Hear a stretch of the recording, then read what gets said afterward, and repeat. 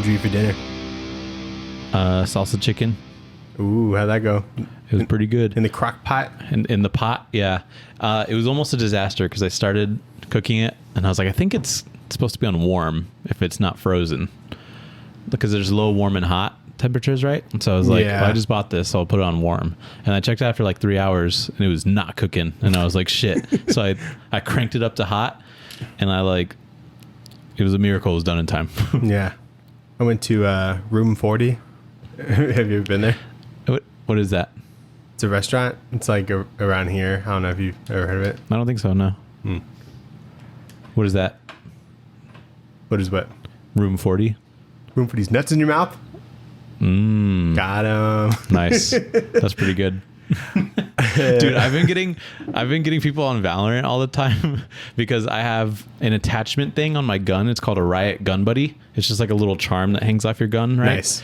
Finally. And you only get it if like a Riot dev, who's like the developer of the game, is in one of your games and is like, you're a cool player, have a Riot Gun Buddy, right? Oh, nice. And so I got that like a while ago because a teammate was being a dumbass and like shitting on this other player who like wasn't talking, but I was like, he's doing fine. Like, you need to like do this. We should try this kind of deal. By the end of the game, they gave me one. I was like, sick. So now I have it on my gun and people ask me if I'm a Riot dev. And I'm like, no, I got it during dev hour. And they're like, what's dev hour? And I'm like, devour these nuts. And it's like, and it's thrown so many of my games because people actually get mad. No, that's like that's such a specific one, you know? Yeah, I know, which is why it works almost every time. That has to be a developer. Because people are like, yeah, because people know you get it from the developers. And I'm like, yeah, just get it during dev hour. And they're like, what's that? And I was like, what? I was like, what's dev hour? Yeah.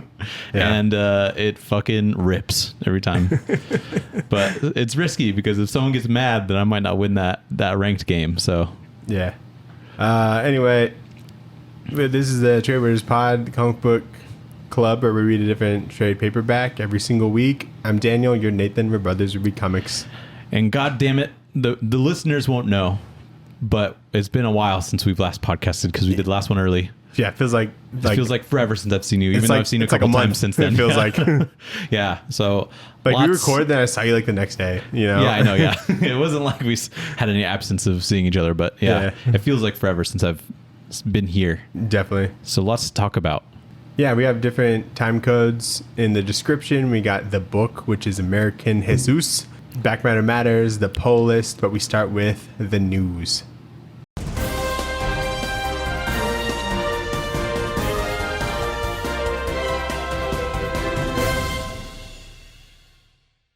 Zoe Thorogood is writing a new book called Life is Strange with Claudia Lenardi. Is it based off of something? Perhaps the Life is Strange video game series? Is that what that's called? That seems like a reach. I can't remember where I saw this, and it's such old news. It is absolutely a video game, so I'm curious to see if that... Yeah, Life is Strange, Forget Me Not. Interesting. Oh, so... I'm sure she said she's the new writer of Life is Strange. So maybe it's a thing that's currently going on. She's doing the covers. Yeah, that's totally it. That's the game? Yeah. Oh, okay. What is Life is Strange? It's a series of narrative adventure games published by Square Enix's external studios. Hold on. And Andrea Izzo on colors, I think.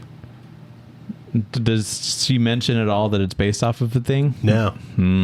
Legal battles, I assume, will ensue. But that's interesting. Because I also have Zoe Thorogood news. She's going to be writing and drawing her own Harley Quinn story for DC. Oh, cool. It's called Harley Quinn and the Seven Sidekicks. And it's going to be included in Harley Quinn Black, White, and Redder issue 4. So look out for that. So, but that's cool. I didn't know if she was doing Life is Strange. I didn't see that. Yeah. Then speaking of Batman characters, Christian Ward is doing a Batman book called City of Madness. Big news. Coming October 30th. Yeah. Or October 10th. He's been talking about it a lot. So you can tell that he really wants people to pre-order it. And this is the first ever book that I've pre-ordered. It's 3 issues, 3 prestige size, and there'll be 48 pages. That sounds awesome. Have you seen the pages of some of the panels? I've seen a few of them, yeah. Look nuts. They do look nuts. And he has been wanting to do this for a while. Like he did like just a fan art thing of some like weird cathartic like Batman horror art, and so I guess that helped him get like this thing. Yeah. Right. So pretty cool. I'm super excited for this. Everyone It'll be should cool to see let him on Batman. everyone should let Christian Ward do whatever he wants because he's 100%. going to destroy it. He absolutely will. Yeah, he's one of my favorites. So yeah, super cool. And it looks like there's gonna be some Court of Owls in there just based off the cover. Yeah. So we'll see what happens. Daniel, the video game publisher Insomniac, who's doing Spider-Man 2 and that Wolverine game that's going to be coming out, says that they're working on a third AAA project alongside those two. So very cool. a third superhero game, perhaps. That should be kind of cool. What was the first one? Spider-Man 2. Oh, okay. So there's the PS4, Yeah. the PlayStation series, Right. and then Wolverine, which should be cool. What if they asked you, Nathan, what Marvel game would Daredevil. you like? Great answer. Yeah. It would just be like their Batman, which I think would be a little bit similar to Spider-Man. I'd be like, So- Howard the Duck. Hey. I need a Howard the Duck game. Just That imagine. would actually, I don't hate that idea. that'd be kind of fun, you know? I feel like it should be maybe like a team game, perhaps. Nah. Maybe not. Overrated. But I don't know who else I would do other than Daredevil. Like I think there would Oh, could maybe be some unless interesting- it's Fantastic Four or something. Fantastic Four. Yeah, I think would be kind of cool. Multiplayer, perhaps. I don't know. Yeah. Punisher. First person game. It's just a first person shooter, dude. Yeah, but then you can shoot fucking. It's just no Russian like every level. like Kingpin's the like the head boss person you gotta get. You know, you could shoot Marvel villains like Tombstone. I guess. That'd be kind of cool. Or fucking who's that? A Jigsaw? That's from the Saw series, Daniel. I think you're No. quite confused. No, there's a character named Jigsaw, Nathan. You don't know because you didn't watch the Punisher series. Yeah. Well, I watched the first season. Who's the Poindexter dude? That's from Daredevil, dude. No. He's Bullseye? No. You're right in what you're saying, but that's not what I'm talking about. No, the coder, It's like Ratchet or something. it's not. That's not it. Phase. Gadget. It's Ooh, we can do this. I'm looking it up. Tech guy, gear, Gear. Gizmo. Gizmo. It's not Gizmo. It might. It's got that Micro. micro. It would have taken a I minute to get to wouldn't. that. I wouldn't have been able to get there. That's the guy from The Bear. Oh my God, you're right. Yeah, it's dude. the older cousin. Wait, that's crazy. I didn't know that. That's cousin, bro. That's cousin. Yeah, that was the first thing I saw him in. I'm like, this guy's great. He needs to be in like a lot of stuff. Yeah, I know. He's and really now he's good. in a lot of stuff. Good for him. Good for him. Nathan, Daniel. No. Shit. You had your news. No, I have mine now. New book from Tom King includes. He's doing something at Boom Studios with Peter Gross. Whoa, very convenient, Very Nathan. convenient because we're reading a book by Peter Gross. Yeah. And his art is not gross. I think it's very beautiful. Indeed. He should change his name. Coming this winter. Yeah, which should be. We don't pretty know what cool. it is, though. A secret, probably the most ambitious comic I've ever tried to write. I think he says that every time, but this one has a American bear. Jesus 2. This one has like a dog or a bear or something on it. That's definitely a dog. American So, Bear. American Ooh, Bear. The bear? The bear. The bear, the comic? Wow. You know the Junji Ito book, Uzumaki? Yeah, It is I'm familiar. It is getting, I think it's another anime adaptation that will be coming out on like Adult Swim. Tuzumaki? No, it's just Uzumaki Again. again. And I saw a trailer for it. It looks really cool. It's going to be in black and white, like his artwork is. Oh, interesting. Yeah, so That would be scary. It is pretty freaky, and it's very true to the book, which That's is cool. pretty neat. Good for him. Daniel, we know who's doing Daredevil after Chip. We do. Yes. Who's that? It's going to be Daredevil written by Saladin Ahmed Oh, cool. and art by Aaron Cooter, which is pretty cool. Cooter? How's it Cutter. spelled? Kuder. You Let's don't say know Aaron Cutter. Cutter? Stop saying. Stop laughing at Stop me. saying cooter. I've said Cooter my whole life. Cuter. You said it in your head. I'd say cooter. Or no. Yeah, crap. see? Exactly. Cutter. No, you said cooter already. It's gonna be cooter from now on. I'm gonna look up the pronunciation. Dude, that's not a real last name. It's made up. It's not made up. Hold on. I'm sorry, Aaron, if you're listening to this. You probably made fun of that for your whole life. Pronouncenames.com. Cooter? Stop laughing. It's his name, Daniel. Stop laughing. He's a great artist, Daniel. It was like Look at his work. It was like a woman's. He's very established. It was a woman's voice, and I thought I was expecting her voice to say I wanted it to be the it was just some dude saying cooter. No, it's not. That was a girl. Pronouncenames.com. Don't laugh. Be serious. Cooter? It was a boy. Cooter? Stop it. Why does this video go on for 20 more seconds? Is it Poor just him guy. saying cooter? It's for they hold for the laughter. I you wish know? it's like the Big Bang Theory. Oh, poor guy. Dude, he's a great artist, by I'm the never way. gonna say that. I'm glad name I'm right. To his face. I'm to glad his I'm face. right, and I'm not glad that I'm right at the same time for Yeah. his sake. He's a great artist. Definitely. But I wanted it to be that like sexy like Mexican or Hispanic dude that He's always like, does oh, we gotta listen. the pronunciation. The names. Yeah. And cooter.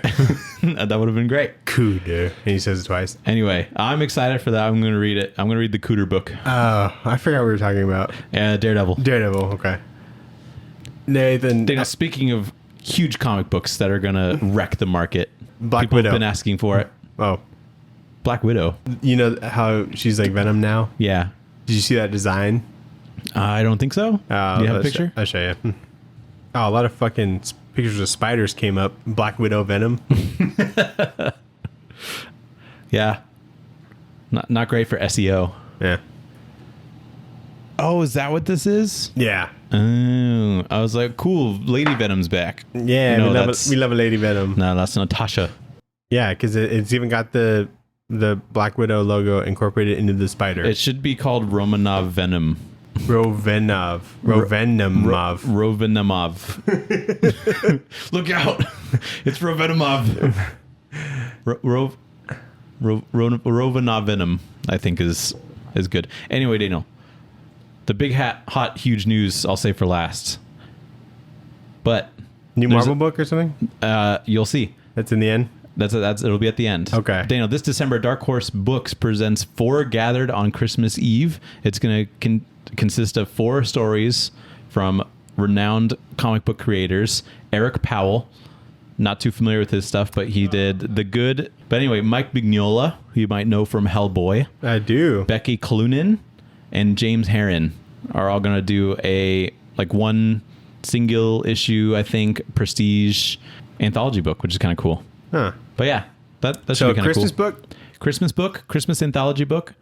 Eric Powell, Mike Mignola, Becky Cloonan, James Herron from Oh, yeah. Ultra Mega. Yeah. Cool. Big fan of him. So should be pretty cool. Howard the Duck's 50th anniversary is going to be celebrated by a special issue by Chip Zdarsky. Oh, nice. Yeah. That's so exciting. If you said anybody else, I wouldn't have had that reaction. New Sam and Twitch book coming out. Oh, really? Yeah. That's what we were asking for. I know. Craven the Hunter, the movie, has been delayed, Nathan. I'm sorry. I know you're looking forward to that. It was like a long delay, right? It was Yeah. like So it 8 went months. it went from this October to next August. Holy shit. Yeah, it's So- like 9 months or some shit. Yeah. And I'm not promoting this. I guess maybe me bringing it up, it can be a promotion. You know, bad publicity is good publicity or whatever. But Andrew Tate Yes, is the coming big out. hot stinky news, Is Daniel. coming out with a comic, Top G. and it's gonna be $97. Just a crisp $97 comic book to save comics, Daniel.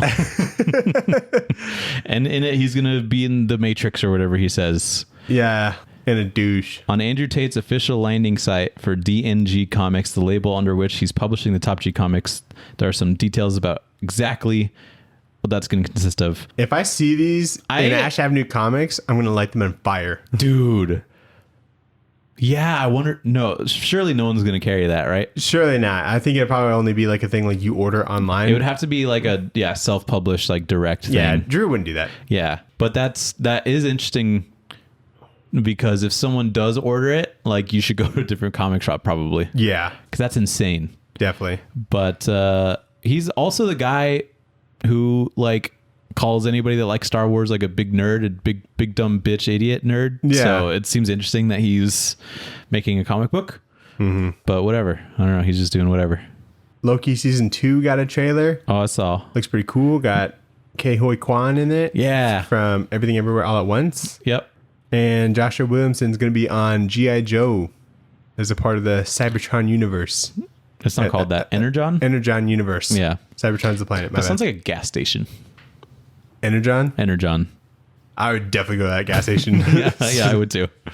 And they have like they have Transformers comics there. Oh. And right next to the magazines. It'd be dope. We have to hit up Robert Kirkman right now and be like, listen, I have an idea. Make gas.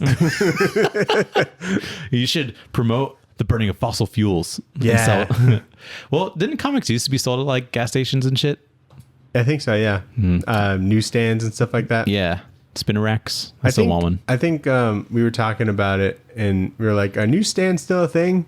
You know? And I texted Jackie who lives in New York. I'm like, are newsstands still a thing? And she's like, yeah, they're everywhere. Oh, cool. Are there comics? I don't know. I didn't ask that. Text her again.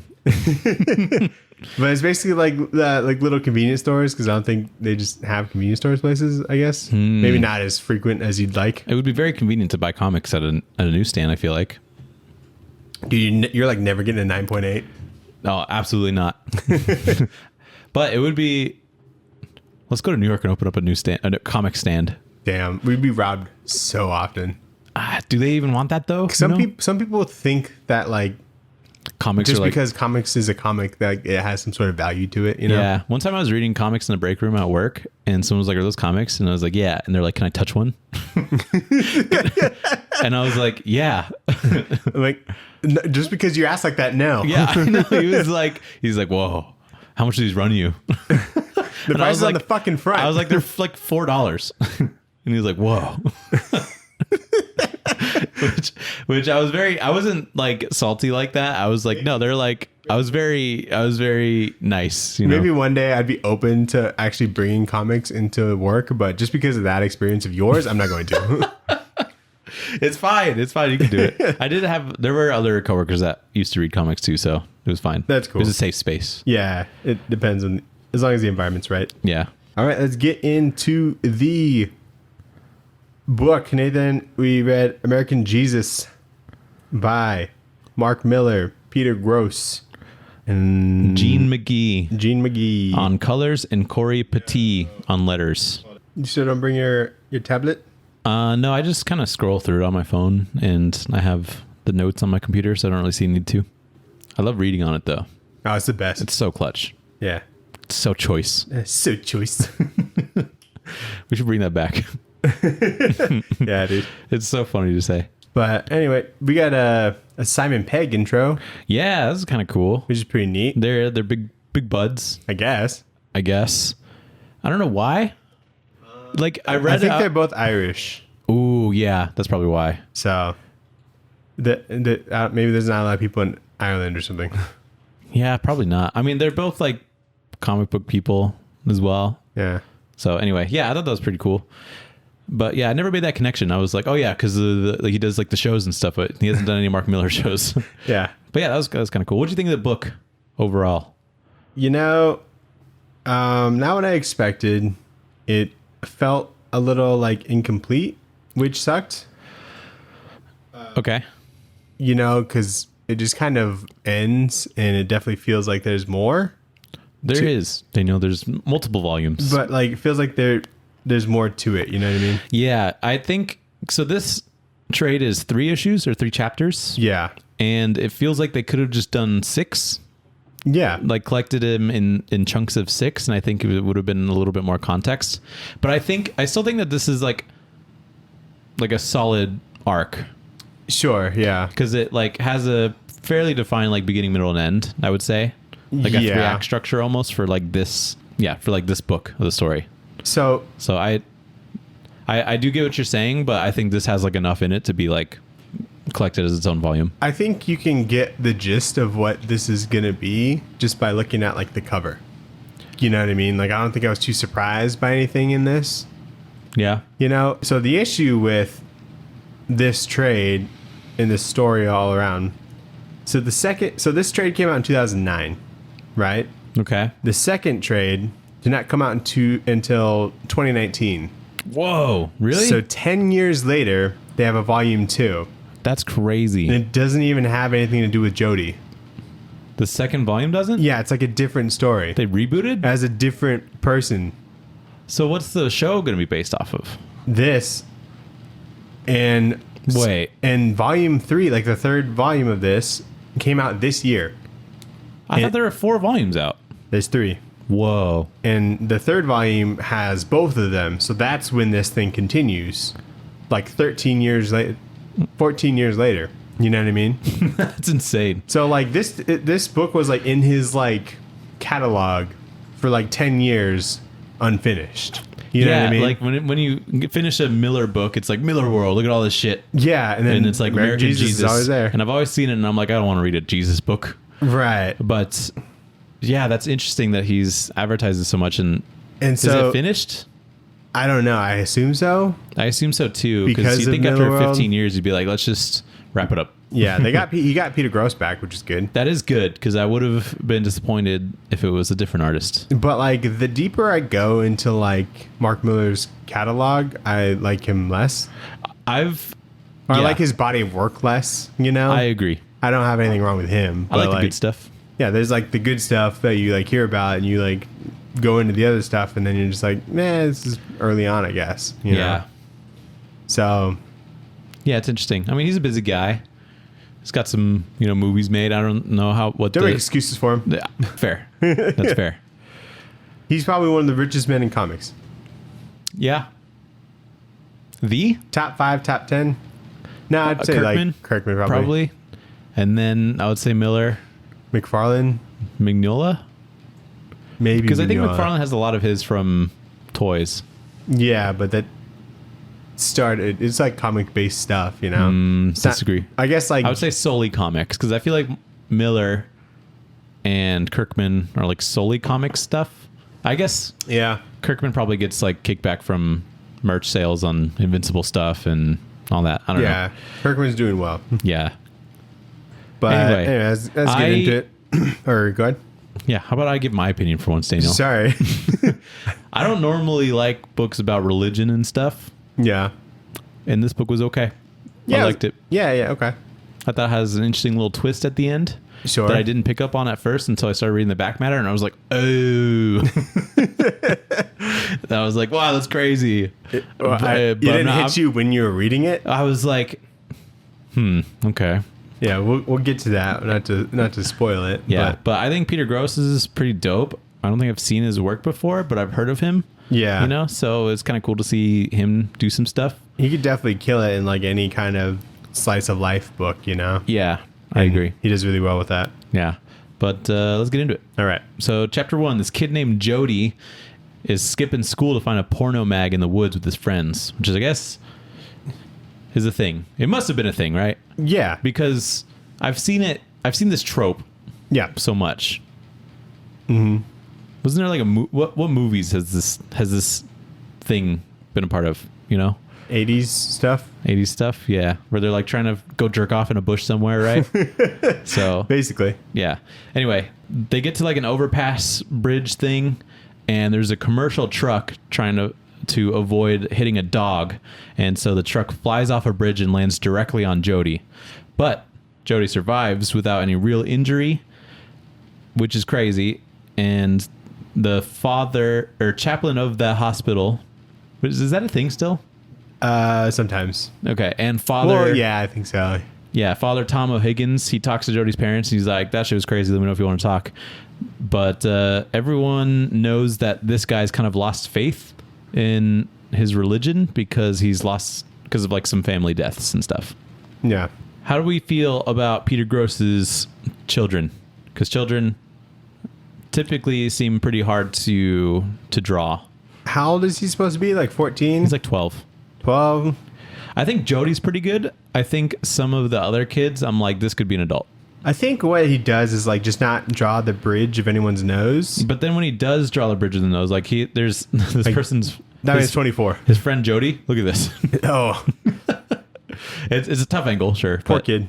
I think he does well. It's not like earlier- he's drawing like toddlers. You Yeah, know? but I think the key with kids is to not draw the bridge of the nose. Yeah. And then just like don't draw any wrinkles or whatever. They're just faces with nostrils. Pretty much. Yeah. But I love how he draws this priest, Father Tom O'Higgins. Yeah. There's such like a raw, authentic like facial anatomy there, and you could tell that he's just like not right, you know. Mm-hmm.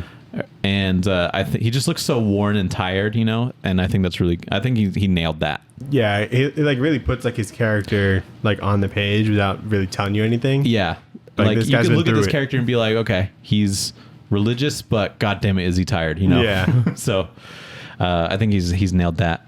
But Jody stayed home from school for a while after the accident. Still not really sure how he survived without any broken bones or bruises, really. But when he goes back to school, he's like acing all the tests and he knows all the curriculum despite being like a bad student before. So he's like going to his history teacher and the teacher's like, why are you cheating? And he's like, I didn't. And then so he asks him all these questions and he just gets it right. Mm-hmm. You know, I love seeing comic books in the background of comic books, you know? Why? What'd you see? So when he's staying home from school, he's talking to his friend Sarah or whatever her name is.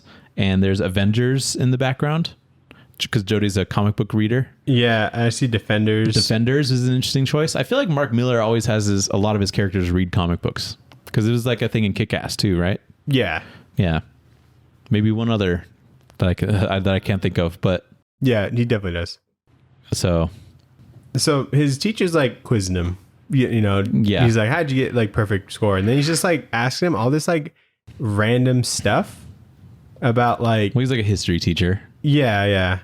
He's like, He's asking about like the Kennedy administration. yeah, just like who's like the Secretary of Defense during the Kennedy administration. I'm like, there's no shot you would need to know this for school. You know what I mean? Yeah. Like these specific kind of details. But I love when teachers get diced up like this, you know? Oh yeah. And it's like, hey, there's one where he asked and there's like two answers and he's like, are you talking about this guy or this guy? Yeah. And I was like, fuck yeah. Is it like, did you just like know everything? Like in the universe? I don't know, just like stuff. I guess he Because like when I see this and this kid is like, you know, the second coming of Jesus or whatever, does Jesus know about these presidents? does he know about at least the stuff in that time? You know, like Yeah. everything. No, I think you only know about the Kennedy administration, even if it hadn't happened yet.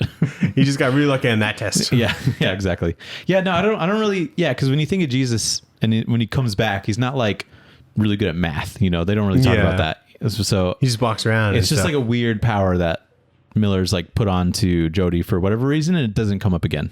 yeah.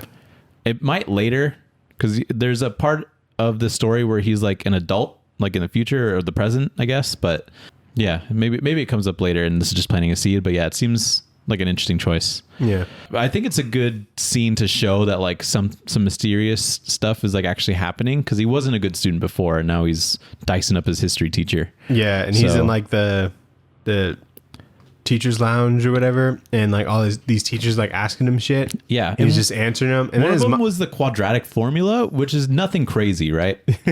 yeah, That's just like one formula. right. But maybe like in like sixth grade, I guess you he wouldn't is know 12. When do you learn the quadratic formula? Like middle school? that. Geometry? You know, he said it, and I'm like, must not learn that. Are you serious? What I is it? guess I did take like 4 semesters of calculus, so. I took calculus and statistics But how many? a year. I don't think you need it in statistics. It's like a linear formula. I'm something like just that. trying to flex here, Oh, okay? But so he's in the teachers lounge, and then like his mom like comes in, and she's like pissed that Yeah. he just knows so much. I'm like, why are you mad? This is cool. I know. I'm like, this is I'd great. be like, sick, dude. Yeah, like your life is going to be easy from here. yeah. So yeah, when mom brings him home, she reveals that her and Jody's dad have never had sex before, which is weird. Yeah. Not only just to admit that to your son, but I guess that also means that she's Also, like that'd the be a Virgin dynamic. Mary, Yeah. and she basically says that Jody is Jesus and then gives him like a Bible to go study. And that's pretty much like this issue. But So that also doesn't like. But why didn't is she surprised? She didn't say she's a virgin, you know? she didn't. Oh, that's fair. So it could have been Jody could have been like some other dude's kid, you know? Yeah, that's fair. I think Which Jesus might have been. I don't know. Ooh. Probably. Not that if you're watching this, I'm sorry. Yeah. But yeah, so did you read some of the back matter stuff? No. There's a really interesting back matter page that talks about like this last page of the issue, and Peter Gross is talking about some of the shit in the background, right? And there's like an unsolved Rubik's Cube, which is like there's something here to be solved. Yeah, it is ginormous.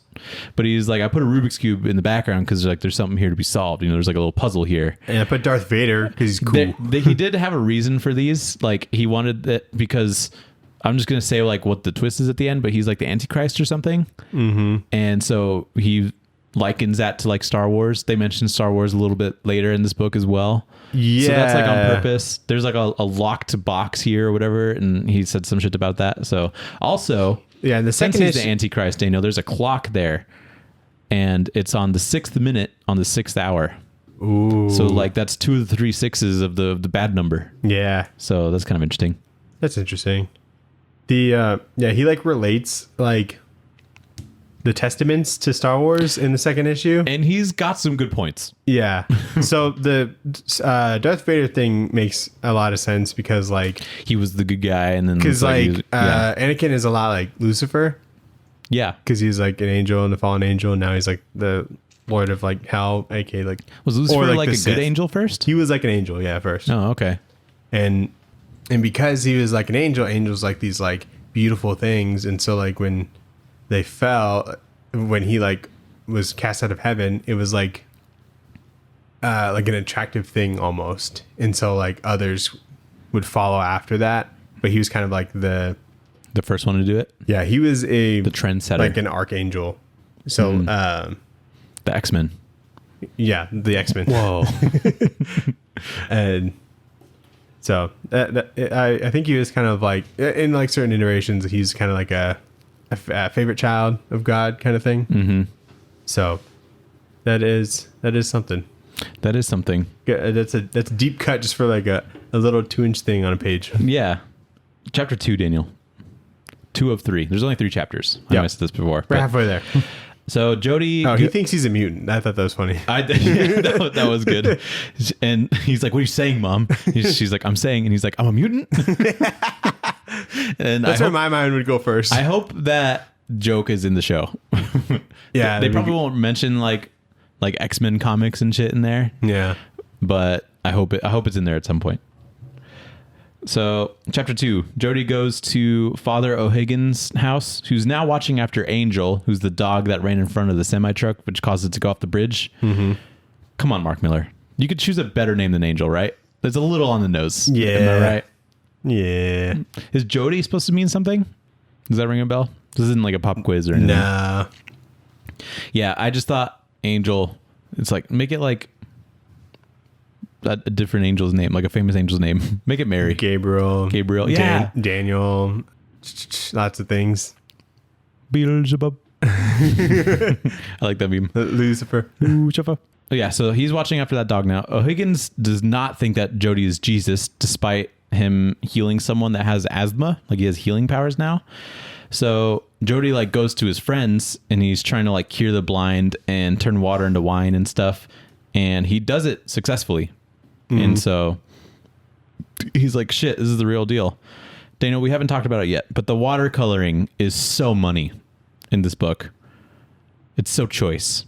It's so choice. It's so choice. Especially like in the skies. Like there's this panel where they're all hanging out by a tree or whatever. Yeah. And it almost looks like the Northern Lights or some shit, but like with watercolor, it is gorgeous. And I don't think that the watercoloring's like overpowering or anything. Like it's not like distracting at all. Like it seems very natural coloring like within this book. And I think that Jean nailed it. Yeah. And the colorist is Peter Gross's wife or girlfriend at the time or whatever. Really Yeah. interesting. This book kind of like, on top of relating the testaments to Star Wars, it like also like kind of challenges some Christianity stories, which I thought was like interesting. Like what? I was hoping you wouldn't ask. I just wrote down that note. Oh, so he's like, what about this book my dad's got that says Jesus never existed? I can't remember the details, but it said that the Greeks, the Egyptians, the Scots, and the Irish all had the same legend thousands of years before the Christians made them up. Yeah. So I don't know like how true that is, but it sounds like something that him, like Mark Millar would know because he's Irish. Yeah. And so he's probably... I think he's very interested in religion and like politics. Yeah. Typically. Well, he says that in the back matter because he spends like a lot of his time in fantasy worlds or whatever, that it's kind of made him more interested in like non-fictional stuff, which I think in turn fuels some of his creative visions. Sure. But yeah, I think that's totally relevant. Yeah. So like his friends are talking about like what it means that he's Jesus. And they're like, are the other religions wrong? You know, is Christianity like the one? Exactly. And Jody's like, it's not my fault they're backing the wrong horse, which is so funny. But what does it mean? You know, it's interesting. But is he even Jesus? Is he even Jesus? No, he could just be like a dude who like just got gets some powers that are very similar to Jesus. Yeah, you know? He could be just a mutant. Like, Xavier could have came up at the end of this and been like, we have to go to the school now. So meanwhile, the adults and some other kids bully him for like this whole Jesus complex thing. But later, that same bully has Jody wake his dad out of a coma, who was the driver of the semi-truck in the accident, who was put into a coma. Before that. So he's at home having dinner or whatever. And then the bully comes to his door and his mom's like, oh, Jody, your friend's here. Yeah. Why did his mom let him leave if that was not his friend? You know, I think he's got a Negan leather jacket on. He does have a leather jacket. That's always a bully. You can't have friends with a leather jacket. You know? You have a hierarchy, and you're at the top. Yeah, that's a good point. I think Jody was like, "What do you need?" Because he wouldn't show up, and he looked like pretty ashamed almost to be there. So in my interpretation of Jody's like, "All right, let's see what this is about." You know. But yeah, the leather jacket thing is pretty funny because that's only bully shit that you wear. Mm-hmm. Some greaser stuff. So he heals this dude's dad. He like wakes him out of a coma, but he also heals his broken leg, which I think is interesting. Like not only can he like perform miracles, but he's got like healing powers. So he's like definitely mutant, which is also a miracle in itself.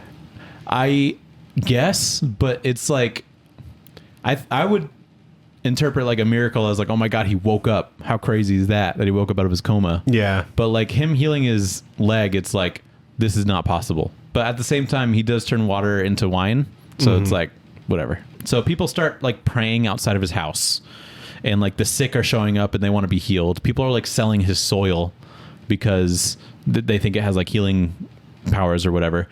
But nothing's made on the national news yet because he's in like a small town. People don't really care yet. So Father O'Higgins tells him to stop, like, doing this shit. Jody calls him out for being bitter about his dead relatives, which is a little crazy. And then Jody is kicked out. And then there's, like, this leering theme that, like, if Jesus is real, then is Satan also real? And I really love the way that it's displayed on this really crazy, like, Lovecraftian, Renaissance-y, I don't even know what to call it, like, art piece. Biblical? Maybe. I don't know, but it's like something about H.P. Lovecraft. Yeah. No, a little before that.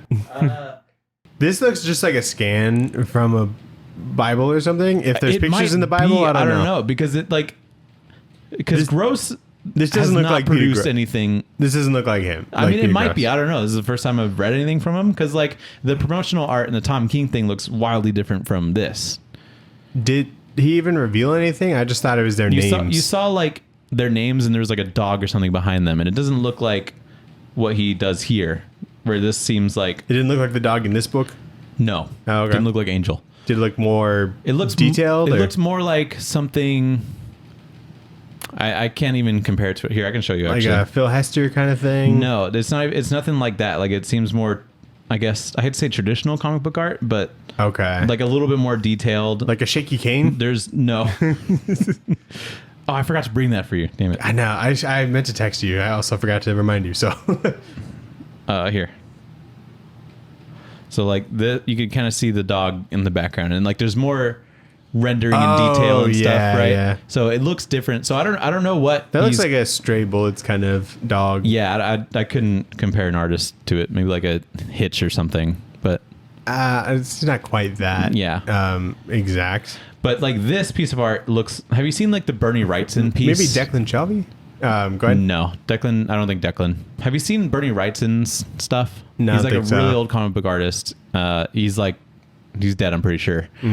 But he has Rip. some of maybe I think the most unbelievable comic book art to like ever bless a page, because he's got shit looks exactly like this, rendered the same way with like these contour lines that are vertical or horizontal. Oh yeah, I could look it up. like the Just because stripes on it are basically the shading kind of thing. Yeah, the stripes are like it contours like the body and stuff. So like that's what actually makes the body, and then also provides the shading. Yeah, it's a little like this like page. I feel like Dave Gibbons could probably do. Yeah, You know. kind of what I'm thinking of. Oh yeah, that's yeah, sick. he's really good, like way ahead of his time. Anyway, that's what that reminds me of, and I was really impressed by that. Other thing, why is it that all priest characters in comics are just guys that like are questioning their faith? I think that it's the more. only way to make it- I is that think the it's only more way- interesting Is that the only way to make them interesting? because like that's the thing that they dedicated their lives to, and they're so sure about it. But And now then they're like, not. I don't know. And what is interesting about this is that there's a clear sign that like, boom, your shit's been validated. Yeah, you think you'd be stoked? And he's like, no. You knock it off. Yeah. Any other priest would be like, oh yeah. And then he's like, I've been chosen, you know? I'm gonna be the new fucking pope. I Pretty mean, much. yeah, I guess if you are like kind of working for God, you know, you think they would hire within, Yeah. you know? Oh, so you think other priests would be like, what the fuck? Why you? Yeah, like this is like the worst Christian. He's like, I Why- work so hard. Yeah, Interesting. That would be kind of cool too. I would like that perspective. Like a jealous priest. I think that's cool. This guy is just questioning his faith. And I just think he's even dumber because there's clearly Jesus in front of you, you know? yeah, because there's going back to the sad priest trope. It happens in like Gideon Falls. Yeah. It happens in Probably like a daredevil. Outcast. You remember that Robert Kirkman book? Yep. Preacher. Preacher. It's pretty. It's a layup. Well, And are you talking about probably an Ed Brubaker thing? Are you talking about Mr. Preacher? Yeah, What's his name? Jesse Eddie? Custer. Jesse Custer? I think he does believe in God. Yeah, But I guess like when he's hosting mass, what do you call it? When he performs the Holding mass, yeah. Yeah. Is he at the beginning of the book? He doesn't really. it's believe very in it, right? brief when they show it, and in like the show, it feels like he's really like struggling to like get the hang of it, just being a good preacher. Yeah, that's true. Okay, so But- yeah, same thing. And I'll read it every time. Is it always small town priests? Why is there never like a big ass priest? Yeah, the one in like New York or something. Yeah, one in New York. He's got like 5,000 people. Or like one of those like crazy churches like in the South where there's like 1,000 people Yeah. showing up in these gigantic churches. like it's a Super Bowl halftime show. I want one of those priests Yeah. being like, ooh, I don't know. yeah. Have you seen that video of like that priest? He's like, you know, the young people just aren't coming to church anymore. We can't even afford our zip line, you know? And they're like, our zip line's a very important part of mass. And so I guess the priest is just lifted up or something on the zip line. No For way. like the mass or something. That's cool. Yeah, I'm I would like- go to mass Yeah, one of like those. that. Yeah, I want like fireworks. I want the Circus Soleil of church. Yeah, dude. I want them to like fling water on me, but like they're like also doing flips over the whole crowd, Yeah. you know?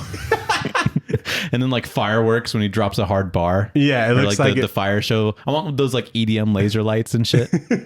that would be It's like the lights point at you like, you are blessed. you.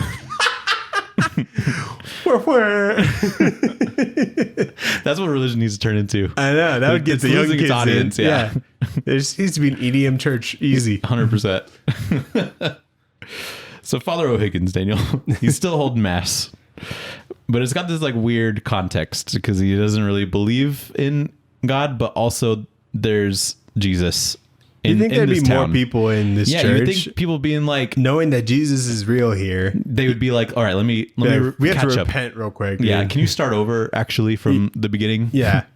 And- If I confess now, because does that cover everything? Yeah, exactly. Yeah, I feel like this should be packed because as of right now, there's like 8 people Right. in this mass. So, and then meanwhile in the town, they're very aware of Jodie's powers. Some dude calls Jodie's mom, telling her that they're going to go pick up Jodie the next day now that he's raised enough and developing powers. Yeah, and she gets like super pissed when she gets that call. Yeah. I mean, she knows what's going on here. Like, so she knew that this would happen, Yeah. right? But she seemed so surprised in the beginning Yeah. that like this was all happening. I guess like maybe she didn't think anything was actually going to come from it. Yeah, that's true. I mean, I guess you wouldn't naturally, especially after like 12 years and you're like, whatever.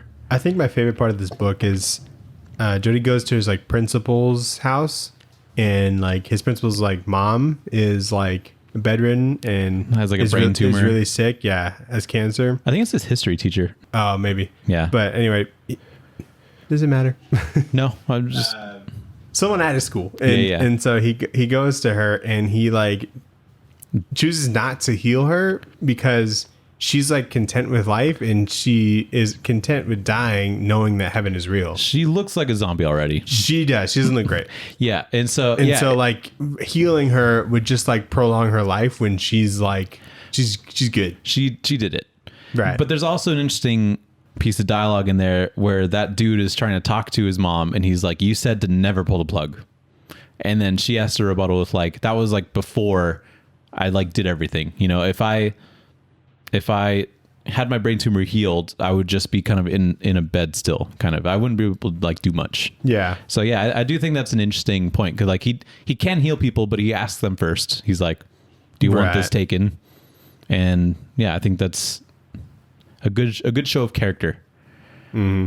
So Father O'Higgins and Jodie's history teacher are in a diner, and O'Higgins is like, "I still don't have faith" or whatever, which is crazy. And so the teacher convinces him to pray and ask for a sign to like be sure, which basically comes in the form of the dog Angel getting hit by a different car and dying. And Father O'Higgins brings a dead angel to Jodie to heal, which he does, but it causes like this massive like power surge in like the town. All the lights like burst, the windows burst, everything like turns like red for a second, and Angel's head is like in pieces, I guess. Like They didn't show it. He's But like they in know like a blanket or something. It's like a whole thing.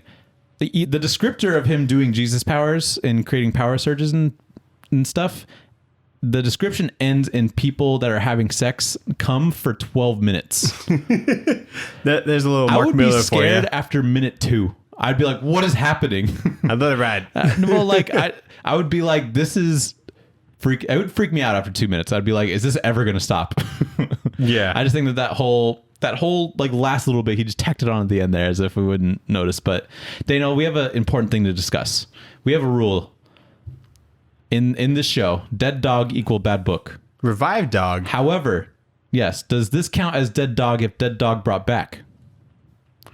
And I don't know. I think that's there's a slide on that. I think they avoided it. Yeah. I think if they showed dead dog, maybe bad, but they didn't show dead dog, and dead dog got brought back. Yes. So I think they're safe. Good book. Good book. Oh yeah, and then also like there's a lot of like lightning and shit. So it's like a very big thing that him doing this and like mustering up all his power. 100%. And there's like kind of some foreshadowing or whatever, because when he's really getting into it and his like white, his eyes go like all white. Yeah. It's very colored red, and so you're like, that's the devil color, you know. It's the devil color. So they did a good job putting like all these hints in here. Yeah. Without making it very obvious, but once you know, it's kind of interesting to go back and look. Mm-hmm. So after this, Jodie's taken off to go meet his father, which is revealed to not be God, but Satan.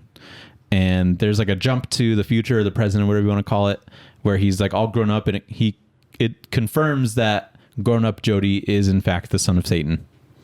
And he's talking about like, I thought I was the hero at first because everybody thinks they're the hero of their own story, but turns out I'm the Antichrist or whatever. So cool twist, I guess. I think he's like the president or something. I don't know.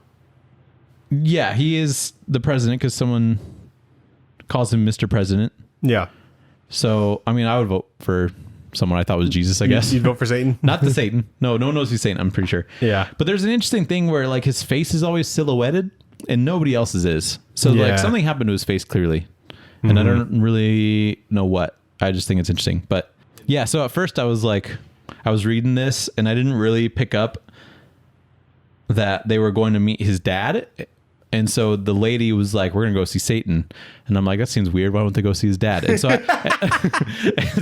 I missed the one line where it's like, we're going to go see your dad. And so I was like, what's the twist here? Who's this man? Yeah, when they went, okay, so when they took him, they're like talking about how they needed to like train him, train him to use like his powers, I guess.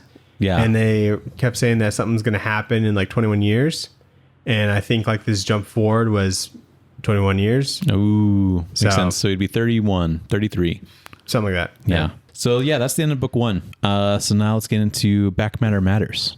Back Matter Matters. Daniel, this book is a total of like 75 pages of story, and the whole book is like 99 pages. So like a quarter of it is back matter, which is interesting for how short it is. Yeah. So it starts off with like an interview kind of thing. But it's like Peter Gross or Mark Millar just interviewing each other about the book. Yeah, it's the gospel according to Mark Millar and Gross. Yeah, and I think this was a really interesting read because this is where they talk about a lot of the hints and stuff that they put in there. Why Mark Millar wanted to do this book. He's like, oh, this shit's been in my brain for forever, like every writer says. Peter Gross was not the first choice, I guess. Ooh. Which is weird because they talk about it. But they're professionals. I guess they work together on some other thing. Cool. So they talk about a lot of that. There's Afterwards by Brother Richard Hendrick. Is that like a religious thing, I guess? I didn't read this actually, but there's 2 Afterwards by Brother John Hansen and Brother Richard Hendrick. So that might be kind of interesting. St. Francis Friary. Maybe that's a church or something. Oh, okay. Interesting. And in Dublin, Ireland. Okay, cool. In Blanchardstown. So maybe it's like a missionary or something. Yeah. And then there's like what I love to see always is script to art. And it's just Peter Gross going through like what his thought process was on all of it. And so we see some really cool roughs from him, some inks, and the whole process. So pretty cool. Yeah, his roughs aren't too different from what the inks ended up being. Yeah, I know. He's really strong with that, I think. It seems like a lot of his initial ideas are what end up going to the page. Yeah. Also, apparently, Father O'Higgins is based off of Philip Seymour Hoffman, and I totally see that. Do you know what that is? Sure. Yeah, I do. Yeah. Yeah. And that's pretty much it. Dana, what would you rate this book? I give it a like it. Okay. Maybe a nice trip to Coldstone after going to church. Oh, nice. That your mom promised you for going to church. Okay, nice. Or no, at that church that we always go to for like Christmas and stuff. There's They like have donuts. They have donuts and coffee. Maybe, Yeah. Maybe like a church donut and coffee. That's what I was going to say. You get Okay. one donut, one Krispy Kreme donut. Yeah. Or But no, it's like- something like Bash's Donuts. Like it's not Krispy Kreme would be lit though. I think they have done Krispy Kreme before. Maybe it's normally like Yeah. just like- So I would say as a kid, I would always want 2 donuts because one Krispy Kreme donut's not a lot. their coffee's pretty good for some reason. Yeah. I mean, I wasn't drinking coffee as a kid, Yeah. but it would be one Krispy Kreme donut, like pretty good, and I like it. But I think 2 would be more fulfilling, Sure. which is what I think about this trade. They should have done volume 1 and volume 2 together. yeah. At least that's what I thought initially, but apparently volume 2 is completely different. So Yeah, like 140 pages, having like 2 volumes because Yeah. volume 2 and 3 are like the same length. yeah.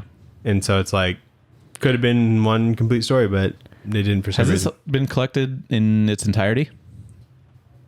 Like one big Like a compendium compendium omnibus? No, because the 3rd volume came out like this year. So maybe like Really? next Wow. year, all of it would be together. Is Jody in Big Game? Jesus? So the Miller World reading order includes American Jesus.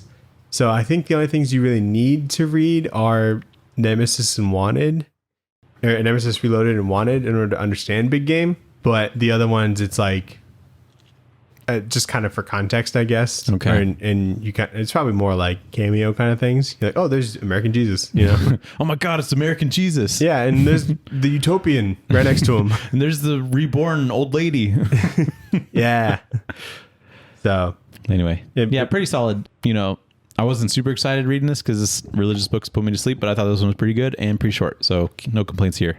always nice. And I was introduced to Peter Gross. So not bad. excited to see stuff with Tom King later, whenever they said it was going to come out. So let's go to the pull list, Daniel. Winter. Colon. Shove it in your box. The pull list, what did you shove in your box? What'd you get today? Daniel got 2 new things. Two number ones. Ah. A big game, which came out before. It came out like a week or two ago. Okay, well, my comic shop had it today, and so I was like, oh, thank God, I thought I missed it. So I picked that up. Yeah. The Frank Quietly cover, of course. Ooh. I think I thought about the David Earls one. They hung on to one for me, and so I think I just got the A cover. Okay. And then I picked up Dark Droids, which is a Star Wars book. Charles Soule? By Charles Soule and Luke Ross. I don't know Luke Ross. He was on Thrawn, which is a book that I read. By Jody Hauser? Maybe it wasn't Thrawn. Was it it was Darth Vader.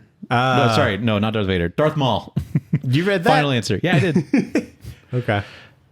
Cool. Did you read that or no? No, I didn't read anything. Yeah, like this week. that's one of the 2 things I'm getting this week. What else did you get? Night Terror's Batman. Batman. Number 2. So, yeah, excited for that. I've been enjoying those. But those are the things I picked up. What'd you pick up? Sweet. Gonna get Dark Droids as well. Yeah. I hope it's about just some evil droids. I hope it's a sleeper hit, you know? Yeah. Because I feel like I didn't know about it until I saw like just one tweet about it yesterday. Yeah. Or one X, whatever you call it. Oh, yeah. And an X post? An X post. An X. Yeah. And so I saw it today, and there's a sweet foil cover where it's like R2D2 and all foil, and he's shiny. And I didn't get that one, so I got the main one. Yeah, for some reason, there's a ton of like these like Star Wars miniseries that are like starting right around now. Fuck yeah. Like that Empire one that I told you about that I read. And just a bunch of stuff is popping up. I think I got this because I saw C-3POs on it, and I'm really holding on to just this idea that it'll be as good as that C-3PO one shot that we read. Ooh, that's that a tough ass, dude. twice. It did slap twice. I was so scared that when we read that for the one shots episode 111. Yeah, I think it's a pretty good episode. Good episode. We read the C-3PO one shot. That was fucking phenomenal. Way better than it ever deserved to be. I read it and I was like, Daniel, you need to read this right now. Yeah, and then I did. And then you did, and we were like, oh my God, so good. And we read it for the pod, because that was before we even read comics for other people. Yeah. And it's still good. So yeah, if that's even a fraction as good as that C-3PO one shot, I'm going to be very happy with that series. I'm sure it's not going to be quite as fulfilling. But Why are the droids dark? Who knows? They got a bad chip. Maybe they belong to Dr. Aphra or something, you know? She's a good guy. She works for Darth Vader. Yeah, but then she's a good guy. Is she? Right? I don't remember the book. Her droids are like homicidal. Good point. Anyway. And then I'm also getting New Burn number 9. Nice. Yeah. It's only on 9? Yeah. So the first trade's 8 issues, and then there's like a hiatus. Big break. Yeah, big break. So number 9. And I should catch up on that. Yeah, I have been catching up on it. I'm on like 5 right now. Oh, okay. And that book is so good. Really? As like a crime comic, it's like... I feel like it's better bingeable because there's a lot of names, you know? Not that many, honestly. Well, it's like crime families and stuff, and so you gotta like kind of know what's going on. Yeah, you just gotta know like the albinos and like the Carraros, and then like there's like some dragon family, which is just the Yakuza. Okay. And so it's not super difficult. Nice. But every issue, I'm like, that was a good fucking issue. It's kind of like, it's very episodic, you know, to where like one issue is like this thing, you know, but it is, the overarching story is just New Burn, and then... Like a Sopranos? Kind of. Okay. You know more than me. So. Not a bad way to look at it. Sometimes things carry over, like in Sopranos, but in this, it's like... Not really? The issues are very like self-contained in a way. You know, I don't really think you'd really have to read the last one, but I'm just where I'm at right now. Hopefully it kind of feels like an arc at the end, but it is very good. It's not as dense as you'd think a crime comic could be. That's good. And just the fact that Chip can like pull this off. He's so good. Is like unfair. I'm like, who do you think you are? Just being good at everything. You were the Howard the Duck guy. Yeah. Okay. Go draw more penises or something. But anyway, yeah, real good book. Yeah. Did you read anything else? I read so much. I bet. I read the first 2 issues of In Hell We Fight by John Nice. Layman and Jock, but not the Jock you know, probably. Yeah, other Jock. Other Jock. JOK. What a weird book. But I do like that it starts with the main character and he hates frogs. He gets killed by some frogs. And he gets killed by some frogs. And I'm like, I relate to this. Not the frog killing part, but the being afraid of frogs part. Yeah. I'm like, I'm with you one-on-one. The horror part of the book. Yeah, me and you. Yeah, the horror part of the book is the frogs. And yeah, I mean, they're just like in hell. They're trying to get ice cream. They find an angel and they're like, shit. I didn't read number 2, so. Oh, that... I'm just going to say one aspect of the angel that I like, but they can take their halo and fucking fling it like a frisbee and it cuts through people. It's really cool. That's sick. Yeah. That should be biblical lore. That should be, dude. I was like, wow, this is cool. It was kind of like a Captain America shield type thing, but it cuts through people and it comes back and they just like put it back on their head. I was like, that's kind of fun. Nice. But yeah, I like it enough. I'll read issue 3 and see if I want to keep going with it, I think. But then I read the second Night Terrors book, the main book. Okay. And number 2 came out for that? Number 2 just came out for last week. And yeah, pretty good. It's like some Sandman stuff in there, but like JLA Sandman stuff. Yeah. So Neil Gaiman Sandman stuff was JLA Sandman stuff, but they feel like very different people, right? So the Detective Sandman? Detective Sandman is different because he's not Morpheus. No. Morpheus. Morpheus. So yeah, I don't really know how that all works. Or Morbius. No, not Morbius. Morbius is the vampire. Morpheus is right. He's also there's 2 Morphei, if you will. Wait, isn't Morpheus the one from like The Matrix? Yes, but Same it's also name? Morpheus in Sandman. I'm pretty sure. On. I'll bet $2. Oh, Morpheus. All right, you're right. Yeah. Okay. Whew. Thank God. Yeah. So some Sandman stuff in there, which is cool. I like. So not Neil Gaiman. It's not Neil Gaiman Sandman. He's not like all weird and skinny and stuff. But the fact that like Dr. Destiny is like the villain in it, which is he's not, or he's a part of it. He's a part of it. He hid the Nightmare Stone, and they're still like doing like Sandman universe stuff. Is that separate? I don't know, dude. I don't know. Anyway, that is probably some of the most weird, confusing continuity. It's so funny that they're trying to like keep him. They're like relevant. Yeah, we have Sandman. We got 2, man. Yeah, but you see more of like what Red Tornado's doing, and stuff like this. Oh, thank God. And just like what the Awake heroes are doing. Yeah. And I thought that was kind of cool. So because I knew that they were a thing, but I didn't know what they were like working on, what their working theories were. Yeah. Also, apparently the Zatanna spinoff Night Terrors one has Robot Man in it from Doom Patrol. So I was like, ooh, maybe I should pick that up. Try to sell me on it? Maybe. I don't know. You should read it and tell me if it's good. I read Superman Last Days of Lex Luthor by Mark Waid and Brian Hitch. Any good? Really good. Mark Waid has been crushing it lately. Yeah. I don't know how he's had this like crazy like resurgence where he's kind of always crushed. We're just like he's kind of always crushed, but he's really cranking out bangers right now. Is it just me? I haven't read that, so because I can't confirm. Well, he's done some stuff on Marvel that I like wasn't crazy about, like some Avengers that I wasn't like 100% in on, and then he's done some like Ant-Man, which I just didn't read, so I guess I don't really have any say on that. But I don't know. I really like his DC stuff right now. Are you still reading Shazam? I have number 2. Number 3 has not come out yet, so. Oh wow. It's like on the top thing to read. Well, because like all of the Dawn of DC stuff is Night Terrors stuff now. Yeah. But there's different creative teams on the Night Terror stuff, so it doesn't really feel like it's like a tie-in book that they had to do. I hope the Doom Patrol isn't like a tie-in. No, I don't think it is. Yeah, since it's like limited. But yeah, never know. But anyway, I think Brian Hitch should always do his work in prestige format because his shit is wild in this book. The cityscapes, Daniel. The cityscapes. The metropolis. The buildings. Unbelievable. And it puts Superman in a really peculiar position. Do you want me to just tell you what it is? Or do you want to read it? Are you going to read it? Do you have it? I want to read it. How much was it?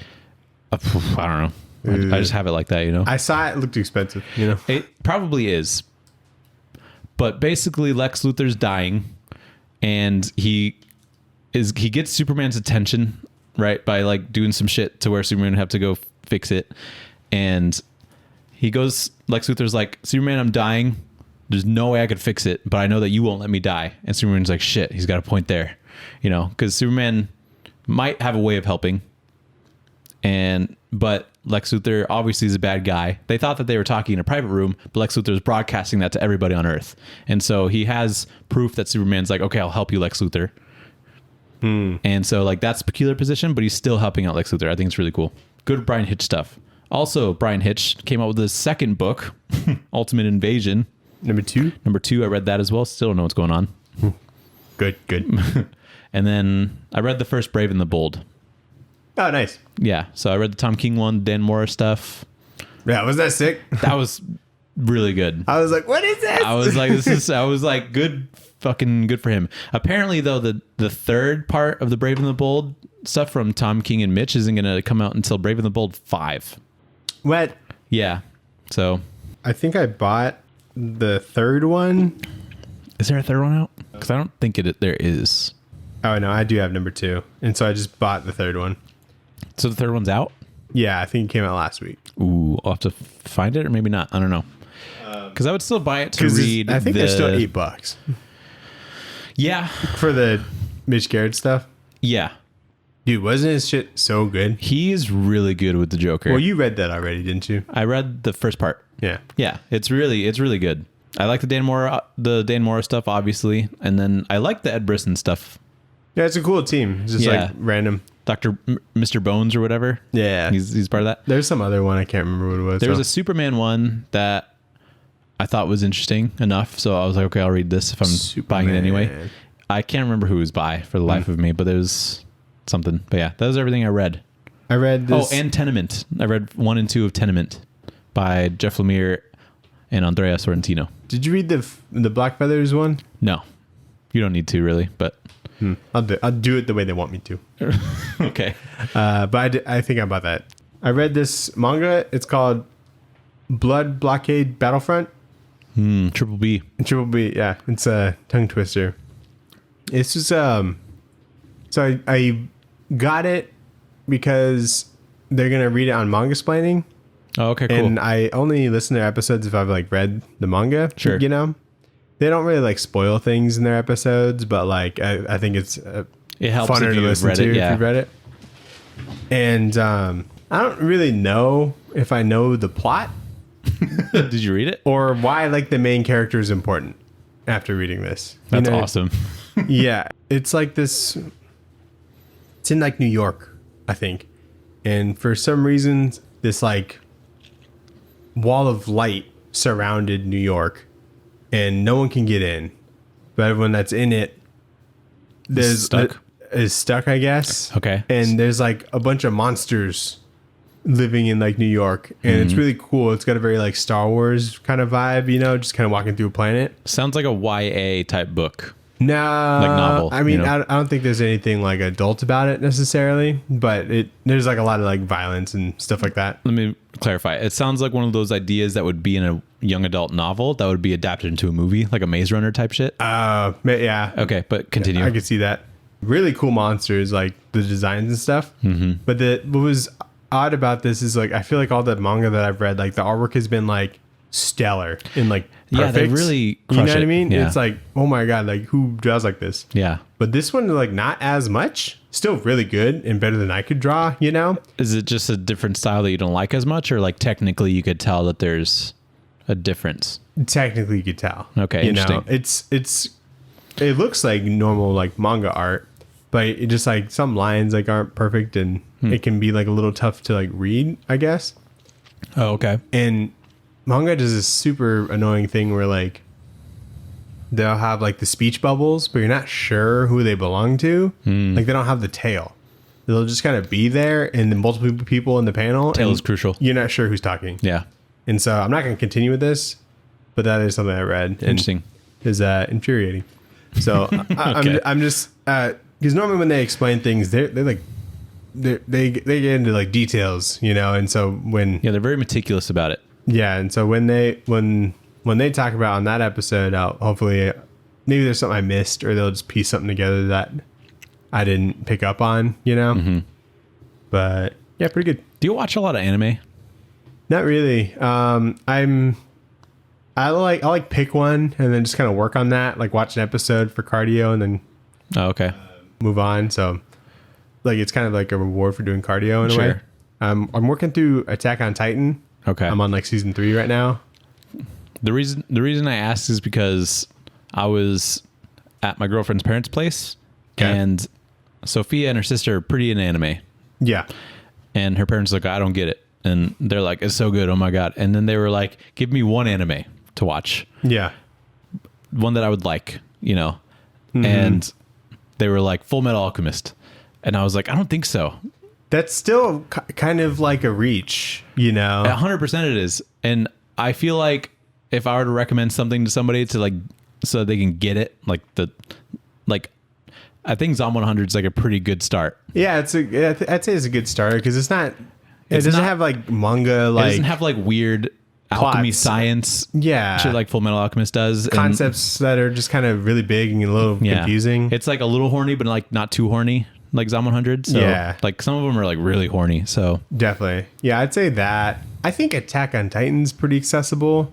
Like I know it's like giants and stuff. Yeah. But you like get giants, or like Yeah, that's fair. monster books or monster movies, And so I think because it has like that horror kind of aspect that I guess people can kind of imagine, I think that makes it kind of interesting. that's interesting. Yeah. Okay. But yeah, I just disagreed so hard with what they said with Full Metal Did Alchemist. they I'm try? like, no. Are they going to? I told them not to. Did you watch that Adam Eve episode? I have not yet. Really? Okay. Did you watch Psalm 100? I did, yeah. Yeah. So it's past where we've read in the book, Yeah. Where you've read in the book. where I read in the book. We, as in, for the pod. But yeah, so I have no idea what's going on, like, past this. Is it still, like, pretty one-to-one? Yeah. You remember? This one is, yeah. Okay, yeah. Yeah, pretty good. Yeah. I'm still liking it. Yeah, they meet some flight attendants, and I guess whining and dining flight attendants was on their So list. specific. Yeah, and very lucky that they got it. Yeah, yeah. And what I like about this one is like there's like one-on-one time with Akira and this like one of the flight attendants, and she like gets bitten, and it's just like this like very touching moment, and then she like kind of sacrifices herself while she's still like lucid. Yeah. To like kind of like save him, even though they could have probably both ran for a little while. Yeah, they probably could have both been good. But if it they was really just so strange that he was so broken up about this very short relationship that was last like couple hours, Yeah. And so Well, I think there's not many chances like they're gonna get. yeah, and so that was like their first interaction with like people for like a while, And when she gets like tackled that one time in like the silence that they had, yeah, really strong. I love that. I was Yeah. like, this is cool. That was a good creative choice. Yeah. Also, it would have been so hard to take that TV on a motorcycle and like hang on to it. Oh yeah, and so this dramatic thing just happened. He's like crying and is like running to find Kensho, and he's like, "I got a TV," And he's like, no fucking way. They're like, "Let's go!" so they really turn around the mood really fast. Yeah. The adding new character. It's interesting because I feel like in zombie shows, you get like a new character and you're like, oh, I wonder if they're like gonna die like later on. But in this show, you meet a new character and you're like, I wonder if they're gonna survive this episode. Yeah, Which I think is quite the twist on most zombie TV shows. But yeah, Yeah. I'm still enjoying it. Just a couple shows that I watched. Futurama's back. Okay. You should watch it. It's very good. It's on Hulu. They're in Fortnite now. Did you see that? No, you can be like Bender in You can Fortnite. be Bender in Fortnite. Fuck yeah, that's cool. Yeah. But no, this last episode was like the first episode was like very funny. Really? Okay. And it has, Because later Futurama seasons, if I remember correctly, aren't like incredible. I don't know, because we watched Are it you on watching like Hulu? yeah. Okay. So we used to watch it on like Adult Swim, so it's just whatever the fuck came on. So I don't know where I got to necessarily. I've never like binged it, but like I watched this like late at night, and so I had like this like nostalgia of watching Adult Swim, Yeah. and The like loopy the as fucking well. like intro is like the same. So I'm like, oh man, Those chimes. yeah, dude. Love those chimes. So yeah, this is a really good episode. You should like watch it. Okay. Good Omens came back. Oh yeah. Season 2. I don't think it's quite as good as season 1, but like the vibes are still there. Okay. So the season 1 was based off like the book Good Omens by Neil Gaiman and Terry Fletcher. Comic book? Book novel. Okay. And so they only wrote the one book, and I think the other author like died. So they never like Neil Gaiman didn't just make another one without him. So So the they made- show's extrapolating. Yeah. So Okay. they're freestyle in season 2, and so I'm still like happy that it's like there. Cool. And so I'm watching that. Pretty good. Just watch season 1. Maybe. How many episodes? This season 6. How long? Hour. I'm just kidding. You got the time. Oh, yeah, I do. Did you watch Soups? Yeah, pretty solid. I mean, Lois Lane's angry. She's like, "You were lying to me. How could you?" And I'm like, "It's pretty obvious why he would." She jumps off a building, which is crazy. That was fun. That was cool. I thought. I mean, she was so sure. I mean, I was like, she's got him. I mean, after that is quite the checkmate. Yeah. That's all I remember. One of the reporters like mentioned Starro. He's like, oh, that one thing that happened in Germany or whatever. He's like, that one alien. Is he talking about the Suicide Squad? Yeah, the Suicide Squad. That's canon, I guess. Loosely. Interesting. Yeah. Okay. Yeah, I do remember that. I was like, okay. It's probably best not to think about it too hard, but yeah. it was just like a fun thing. Was It's that in probably, Germany? It's probably not canon. No, I think it was in like a. Wasn't it like a South American He country? said like Lunenburg or something. I think that sounds right. Yeah. I think it's in Germany. Never mind. Anyway, Deathstroke is in this. Dude, yeah, He had a fucking like sword gun, dude. I hear Jerry. Was that funny? And I hate you for it. I never would have noticed. It wasn't that noticeable in this one. If you go rewatch that episode where Joker shows up, it's abundantly clear. Okay. You see his sword gun? Yeah, sword gun, cool. I was like, shoot it. I want to see what it looks like. And Yeah. I guess, so he slices like this pillar of like this highway, and Superman has to hold it up. And I guess he's got like welding powers. Yeah, it's the heat vision. He just But he welds concrete. concrete. Yeah, And I'm like, that's not how it works. You don't just heat it up and it melts. You know, maybe Have you tried? I have not. Yeah, so I just thought that was funny. Yeah, I thought. I was like, wait a minute. That's a classic, Superman, like, oh shit, I gotta go do this now situation. Yeah. There's only one suit up scene where he Sailor Moons, Yeah. And I need that more, I think. I really like that. I do like that aspect. Did you watch anything? I watched Everything Everywhere All at Once because you told me, you're like, okay, give me one movie and I'll watch it this week, and then I didn't watch that week, but then you never brought it up, and so I watched it this week. Did you watch week? it with Sophia? No. Okay, so I should though. I well- think she would love it yeah, she probably would. because Last week was like, I didn't want to just bring up a bunch of stuff that me and you talk about, since we had a guest. So, what'd you think? It's like a top 5 movie, I think. Like ever? Yeah, I think so. Super good, right? I really enjoyed it. Yeah. Are you mad at yourself you didn't watch it sooner? No, I knew it was good. I was just being dumb. Do you think it deserved movie of the year? Best picture? Yeah, probably. What was your favorite part? Rakakuni. Yeah. I was like, this is such a weird thread that they took to the end. Yeah. It's a whole movie, a whole spin-off, if you will.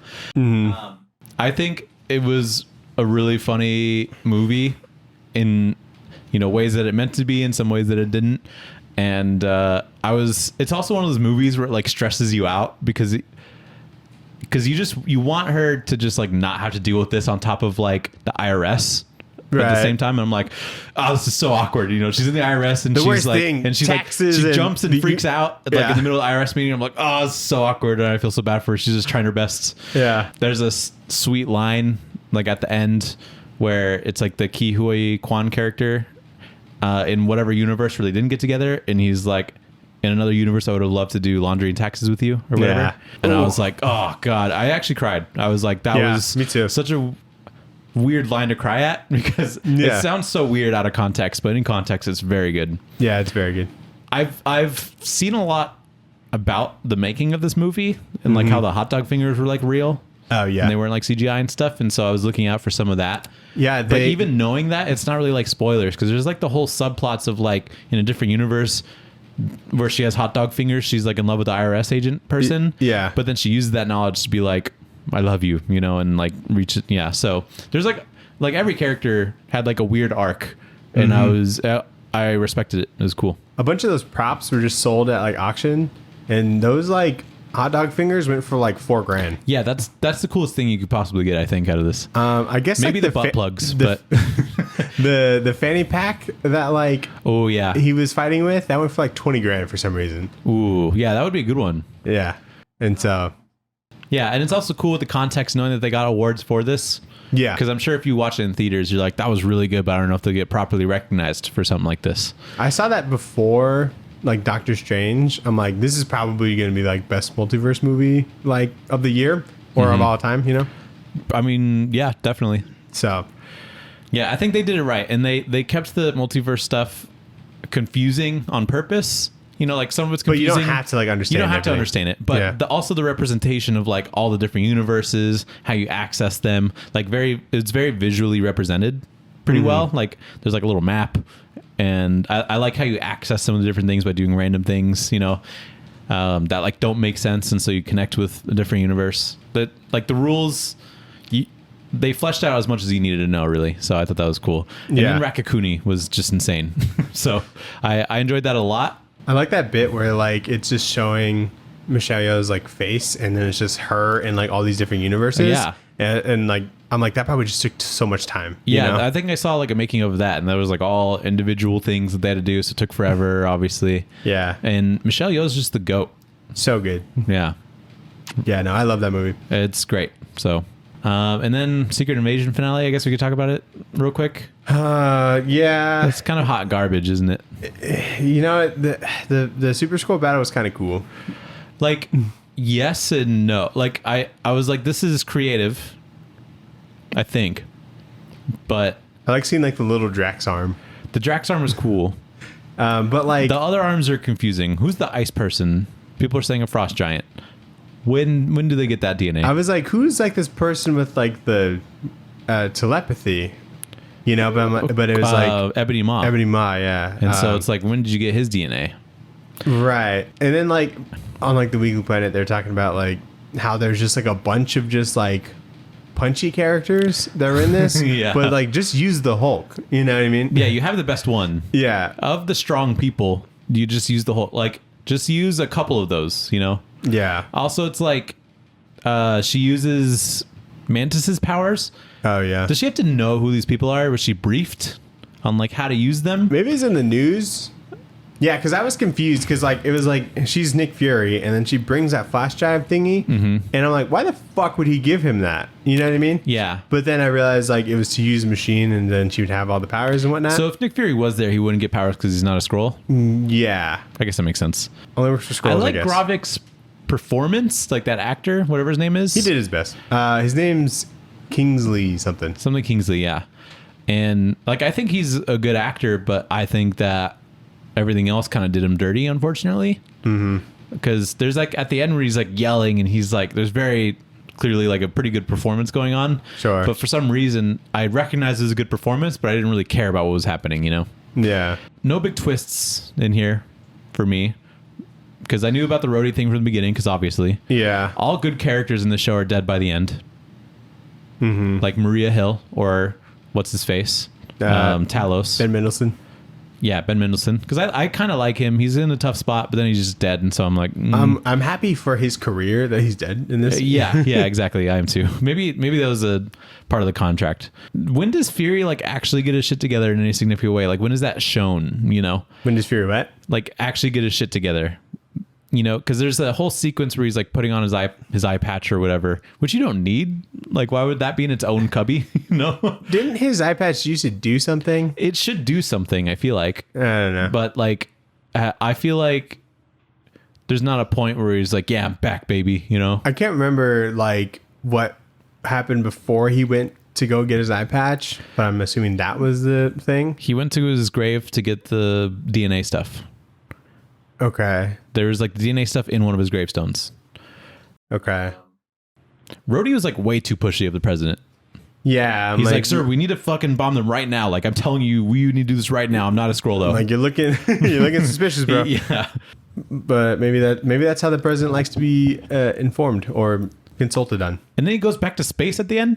Like, what happened? Nothing happened. This show didn't do anything. There's still scrolls on Earth. There's a million. Yeah. He's back up in space, except he's got a scroll wife now. A million minus a couple. But Yeah. And so it's like, what? Why do I care? And I don't. And I never have, and I never will. So I don't know. That's what I say. I think these shows like help if they like do something, you know, like they like affect the movies in a way. Yeah, like I don't think- WandaVision, there's White Vision now.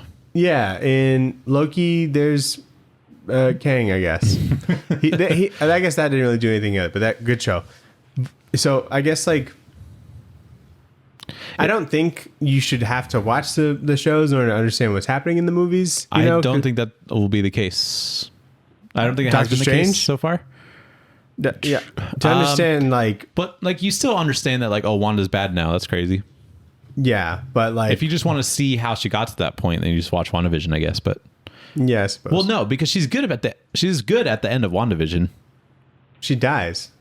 She doesn't die at the end of WandaVision. Yeah, like, she's not evil at the end of WandaVision. Yeah. She just has kids and she wants them. It's just like context, I guess. yeah. So I don't think you really need to watch any of the shows. But you'll see, like, And you you watch should- Captain America, and then Falcon will now have the Captain America I outfit. guess we'll see how that plays out. There'll probably be like a thing where it's like, man, my life's been crazy up to this point. I had he's my own gonna TV show. He's gonna run around the Washington Monument or whatever he does, and then he's gonna be like, man, I remember when I used to do this, but now I'm Falcon, Captain America.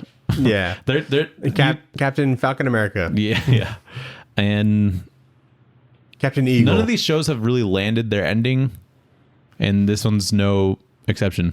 Yeah. But anyway, let's talk about Super Scroll powers. I like that there is a Super Scroll. Yeah. You don't really need all those powers. I didn't. How does Like- she know? Can she like turn completely into Drax if she wanted to? It seems like it's just your arms. Is it just your arms and your leg? Did anyone use their legs? Oh, I guess she had like Captain America or Captain Marvel powers. Yeah, she could do a big blast. She was all like going Do that in the Super Saiyan, or Do that in the beginning, right? Use Probably. that first. yeah. Who's Like, yeah, when like just her whole body Hulk out. Because like, I don't know, when you see Super Scrolls, they still look like Scrolls in like the comics, Yeah, But they just keep have- their face. Yeah. So I guess that's kind of true. But also, wouldn't it make more sense if they were in like the Scroll makeup the whole time? Like if but then it'd be confusing on who's who. Like, who am I rooting for in this? You know, I don't know, Graviku's like pretty big. he is pretty big, but it would be like, I guess they wanted to keep Emilia Clarke's face because it's like she represents the people, Sure. and I don't know. We'll probably never see her again. I hope not. There's like a handful from like the shows that we'll just like never see again. Yeah. It's crazy that the only show I've liked is She-Hulk. Because it knew what it was. I It knew think what it was, and it as like a stayed. whole, that was probably the only one that's like was done like that well. Yeah. I liked all of them to an extent. There's like I didn't like this. I never But, liked this one. there's like some parts I could have shaved it down in 30 minutes. So it was just really solid, But Yeah, it's weird that the last two episodes were much shorter than like the first 3 or 4. I don't even think the fifth Finale episode was was like important. 37 minutes, I think I saw. And so it was like, I don't know, it's crazy. And I It was like Mercy. I was like, oh, thank God. I just feel, yeah, I know, me too. And I just feel like Nick Fury's a bitch now. Yeah. Like, I don't feel like he's got the same smarts or whatever that he's had before, or like sass. He always felt like he's like a couple steps ahead of everybody, and he had like this big plan for everything. But now it's like, why is he here? Like, Yeah. why do we need him still? We don't. I mean, like, I don't know who's going to run S.H.I.E.L.D. now because Maria Hill's dead. I don't know what that's going to look like, but Well, Shield has been disbanded for a while. It's like Sword that's around, right? yeah, I guess so, yeah. I think he's got to like the Marvels has got to be his last thing, right? Like he retires or dies or something. Probably. Because like I can't after how much like shit he'll probably get from this. Mm-hmm. Like I can't imagine him like wanting to keep doing this. Yeah, he'll probably stop. Especially if he's for a already at while. like this. He's already had this like old arc, Yeah, he'll probably stop for a while after Marvels, and then like Secret Wars is going to come out, and he'll be in that probably. Maybe, yeah. It would be kind of funny if you met David Hasselhoff, Nick Fury, Maybe. if they're doing multiverse stuff, which they probably are. Anyway, that's all I want to talk about with that. No. Marvel's getting a little rough. It's like, what are we doing here? The shows are, I would argue. Some of the movies, I think, are solid. Yeah, like they're like solid. I like them. They're not but- any better or worse than I think that Phase 1 was. Yeah, true. So, did you watch any other shows? I finished Diablo 4. Really, Yeah, it took 26 hours. it's pretty good. And what's crazy is that after you finish the game, more of the game gets unlocked. So you could do more stuff. So you didn't finish it. As soon as I finished the game, I uninstalled. But a lot of people, I put in 26 hours in the game. I have friends that have put in 26 days Wow. into the game. It's been out for probably like 40 days. So it's Sounds like they suck. no, well, like you can do stuff way beyond just, I don't know. I don't like that. I think side missions should be like It's not even like 10 to 20% of the entire It's not even like game. side missions. There's like seasonal dungeons and stuff, and you can craft and you can, I don't know. It's So if you like this game, you can play it for as long as you want. Yeah, exactly. And that's why people like Diablo. Yeah. It's interesting because we read this very religious thing. I finished this very religious game. You should actually look up like just Diablo 4 cutscenes because they're fucking phenomenal. I There's bet. there's That's an probably why I watch angel in the game called Anarius. He's like one of the main angels, and the way that they represent angels is probably the coolest representation of any angel or devil or anything like that I've ever seen. Cool. Because their wings are just like these really glowy, like tendril looking things, but they like help them fly and stuff. And so it's really cool. And they have like this really sick armor and stuff. So, and like the cutscenes are like why I played the game pretty much. Even though you could just like look it up on YouTube, but like anybody here, if you haven't seen it, just look up like Diablo 4 ending cutscene or ending fight or whatever. Super cool. Nice. So I watched this movie called Talk to Me. It's a horror movie, A24. It's an Australian horror movie, which is pretty cool. I didn't know that. The directors are twins. It's like Danny and Michael Filippo or something like that. Okay. Have you seen a trailer or anything like that? Yeah, I have. Yeah, super solid. Yeah, I was surprised to hear that. I hadn't even heard of the movie until in the group chat. Yeah. My sister was like, "Oh my god." Yeah, so I saw a bunch of like TikToks about it, from like movie accounts and whatnot. I'm like, they're getting paid to say this. Yeah. It didn't say ad at the bottom or anything because Yeah. sometimes it says that, but I'm like, all right, I'll check it out. Like, there's enough in the concept, Mm-hmm. But yeah, after seeing this, like, this is something that like would happen, Okay. So it's like this like taxidermy like hand or whatever that's like encased in like the ceramic thing, and you can like summon demons with it, right? You like hold this hand and you say like, talk to me, and you open your eyes and you'll see a demon, or, like a spirit or whatever.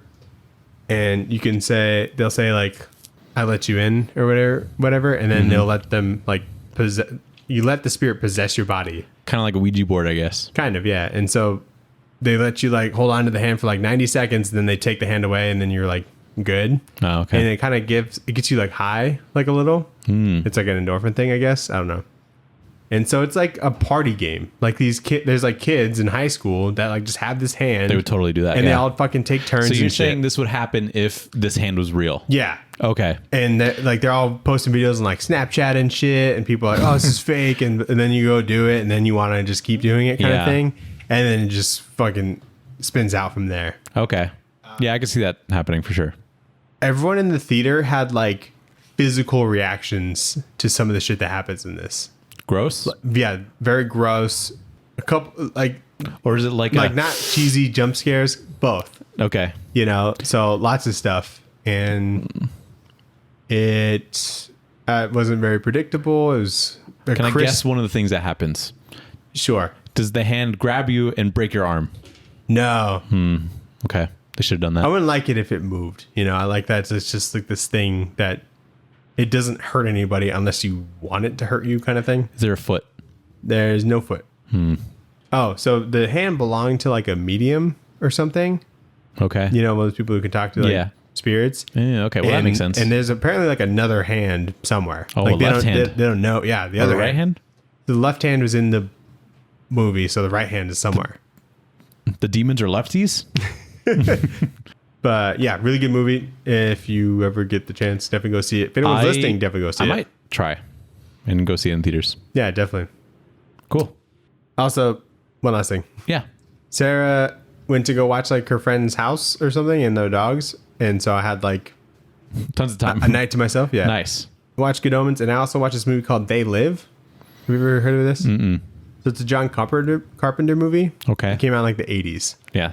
So John Carpenter, he's like the one that made like The Thing, or like I'm familiar with him. Yeah. stuff like that. And I think this movie came out after The Thing. So the concept is like there's this dude who like is figuring out that there's some like cult or something in this church, and he goes in there and finds this box of like sunglasses that they like made. Oh, cool. And when you put on like the sunglasses, you like see the world for like what it really is. And like all these, it's like basically like the structures are all there, but like billboards will say like obey and stuff like that. And they'll say like The clothing brand? yeah, Whoa. I think this might be where like obey like came from. Oh, really? That's yeah, funny. like the graffiti artist like kind of took it from this. Oh, interesting. Okay. And like all the like the newspapers and stuff and billboards and things on TV, it's all like different propaganda for just like just being under control. And you can also see certain people that are like not human. There's like aliens or something. I assume they're aliens. Yeah, they're definitely aliens. Scrolls.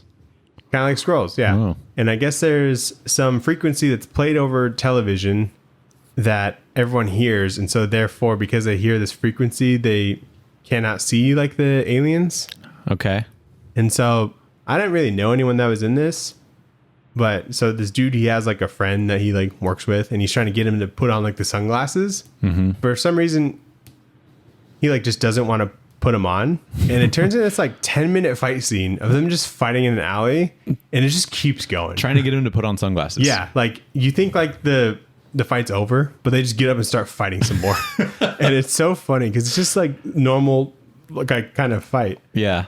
And so when this dude, he puts on the sunglasses, he goes and walks throughout like the city, he starts like yelling at one of the aliens. He's like, "You're ugly," and things like that. And they have these like watches. They're like, there's someone over at this store that's like yelling, and he can see us or whatever. And so like there's aliens in like the police force and whatnot. So the police come after him. So they have the smartwatches? Yeah. So they all have like smartwatches. Okay. And so the police aliens are trying to like get him, but he like kills them, takes their guns. He goes into a bank and sees like all the aliens like working in the bank. Oh my God. The aliens control the banks? Yeah. One of the best and weirdest lines he's like in any movie is like, "I've come here to chew bubblegum and kick ass, and I'm all out of bubblegum." Is that where that originates? Yeah. Have you heard that? Yeah, I mean, I've heard people like, It's from that movie. Really? I've even tried looking it up to make sure, but yeah. wow, that's where that And then he originates just from? starts slaughtering these aliens in like the bank. Everyone else thinks he's just fucking murdering people. You know what I mean? Is it supposed to be like open-ended as like, is he actually crazy or is he actually seeing this? Do they try to do that at all? Or is it very clear that? No, it's very clear that he's actually like seeing him. Oh, okay. So here's like one of the aliens. That's like what they look like. Oh, that's fucked up. Yeah. So I'll like spoil it. So the only part that I'd even recommend is just the first scene where he has the sunglasses is like the best part of the movie. Oh, okay. So it ends because like they figure out that he like becomes a part of that cult, and they figure out that the news channels are like, you know, what is making people see that.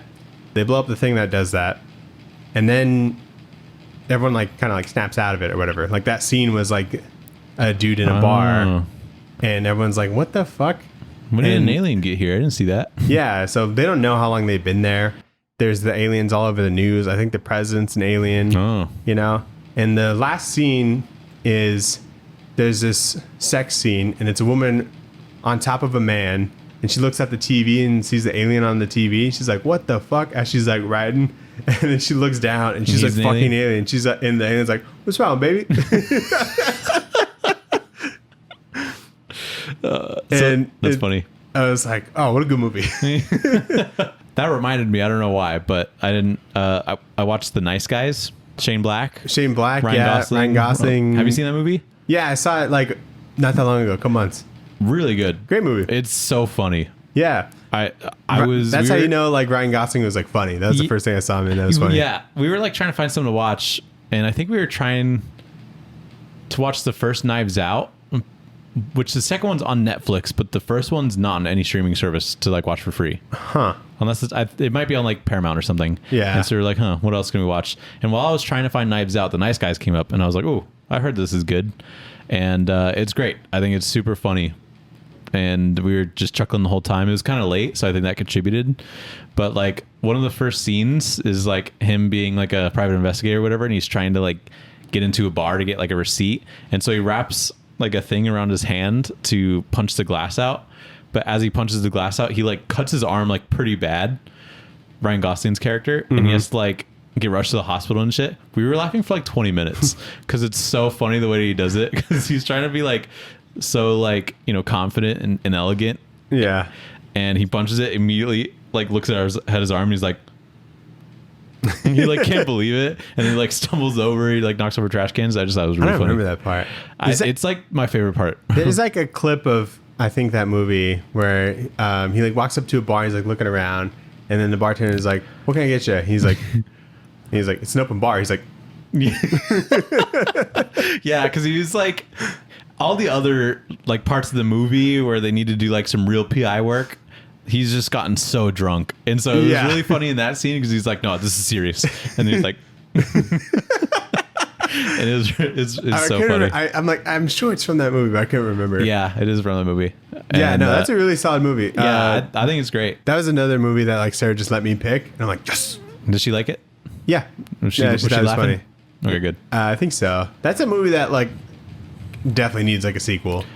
Yeah, I would totally watch the sequel. Yeah, super good. So yeah, I put Shane Black up there. You know, I'm like, keep an eye out for him. You know.